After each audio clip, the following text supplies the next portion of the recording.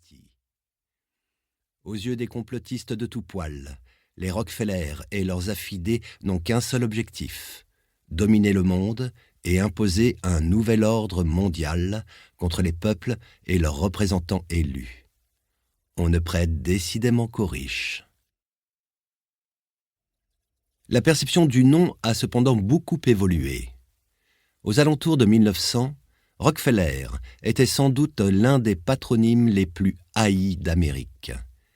La position de monopole que le fondateur détenait dans l'industrie du pétrole grâce au trust de la Standard Oil, les moyens qu'il avait mis en œuvre pour prendre le contrôle du secteur, guerre des prix, pressions en tout genre, négociations secrètes sur les tarifs de transport, et la révélation des méthodes employées pour éliminer la concurrence lui avait valu l'hostilité générale, celle de l'opinion publique, de la presse et de la classe politique dans son ensemble. Qu'importait que Senior soit aussi un industriel visionnaire et qu'il ait contribué à mettre de l'ordre dans une activité totalement anarchique, donnant ainsi le coup d'envoi au modèle intégré de la production à la distribution, toujours en vigueur aujourd'hui dans le secteur pétrolier.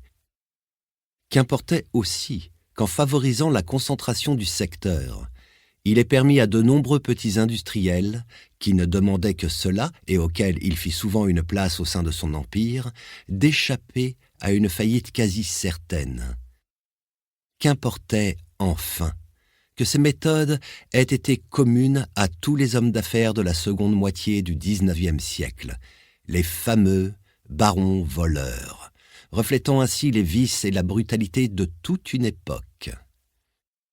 Pour une bonne moitié au moins des Américains, Rockefeller, parce que sa réussite et sa fortune étaient sans précédent encore dans l'histoire américaine, et qu'elle marquait le déclin de la figure du petit entrepreneur indépendant, propriétaire de son outil de production si cher à ses compatriotes, était le plus grand criminel de son époque, et son nom, une souillure sur le grand livre de l'histoire des États-Unis. La vie de Rockefeller n'est certes pas un champ de roses, mais il y a clairement une légende noire de l'entrepreneur. Ce fut l'une des grandes réussites de son fils John Davison Rockefeller Jr. que de donner au nom le lustre qui lui manquait. Méthodique, austère et puritain, Junior était en quête de rédemption pour lui-même et sa famille. Poursuivant et amplifiant l'œuvre amorcée par son père, il investit massivement la fortune de la dynastie dans les œuvres philanthropiques, créant ou finançant partout dans le monde toutes sortes de programmes médicaux, scientifiques, éducatifs ou culturels. C'est John Davison Rockefeller Jr. qui fut le véritable inventeur de la philanthropie à vocation universelle qu'avait seulement esquissé Senior et que pratique encore aujourd'hui un Bill Gates. Dans les années 1930, Junior était à la tête d'une constellation d'institutions de portée internationale qui construisaient hôpitaux, dispensaires, centres de recherche ou écoles sur tous les continents et se livrait au mécénat à grande échelle.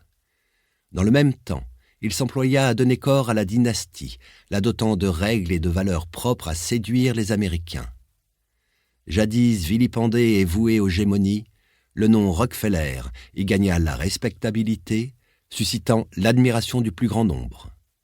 Naguère encore traités en paria, les Rockefeller devinrent des gens d'influence devant lesquels toutes les portes s'ouvraient. Étonnant retournement de situation. C'est avec les 5 fils de Junior que la dynastie connut son apogée. Vivant au même endroit, poursuivant les mêmes objectifs et s'épaulant mutuellement pour les atteindre, ils investirent tous les lieux de pouvoir. L'un d'eux fut même vice-président des États-Unis. À la tête d'innombrables organismes, sociétés, fondations et think tanks dont les domaines d'activité s'interfécondaient, reçus partout comme des chefs d'État, y compris en URSS, un comble pour ces chantres du capitalisme. Ils créèrent un réseau qui s'étendit à la planète tout entière. Mais cette puissance finit par leur nuire. Dans les années 1970, les Rockefeller firent à nouveau l'objet de critiques, certains voyant en eux les principaux... Pour continuer à écouter ce livre audio gratuitement, cliquez sur le lien dans la description et vous pourrez l'écouter en entier sans frais grâce à l'essai de 30 jours d'Audible.